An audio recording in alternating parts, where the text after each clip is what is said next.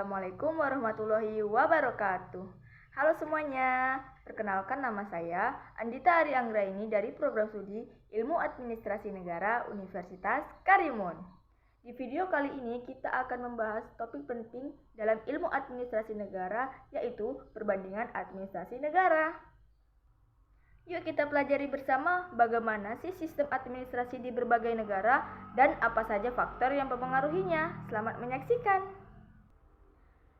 Perbandingan administrasi negara adalah studi yang membandingkan sistem administrasi publik di berbagai negara untuk memahami perbedaan dan persamaannya.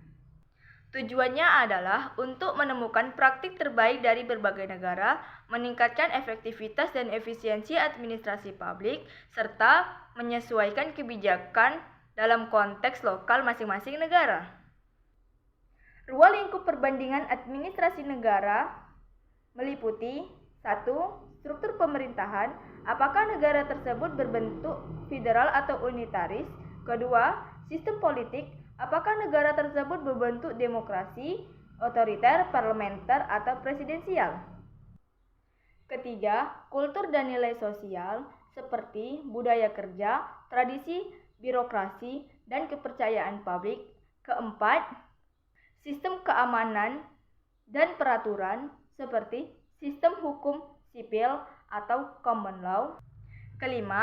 Peran sektor publik dan swasta dalam pelayanan publik. Ada beberapa pendekatan yang digunakan dalam studi ini. Pertama, pendekatan institusional.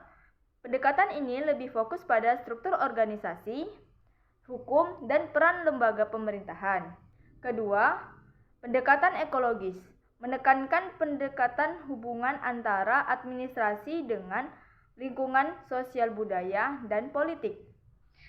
Ketiga, pendekatan behavioral, melihat perilaku individu dalam birokrasi seperti pegawai negeri dan pejabat negara.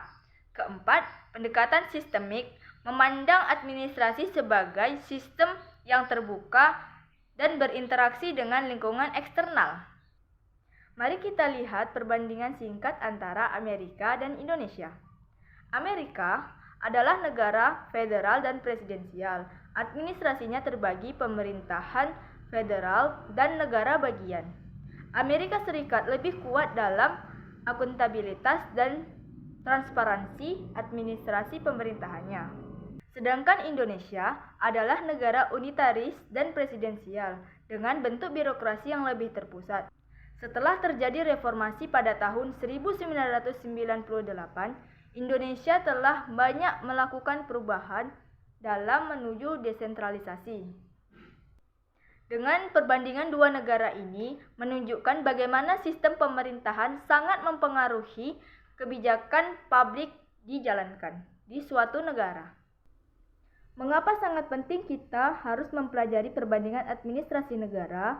Yang pertama, mendorong inovasi kebijakan. Yang kedua, menghindari kegagalan kebijakan publik yang diadopsi melalui sistem yang tidak sesuai.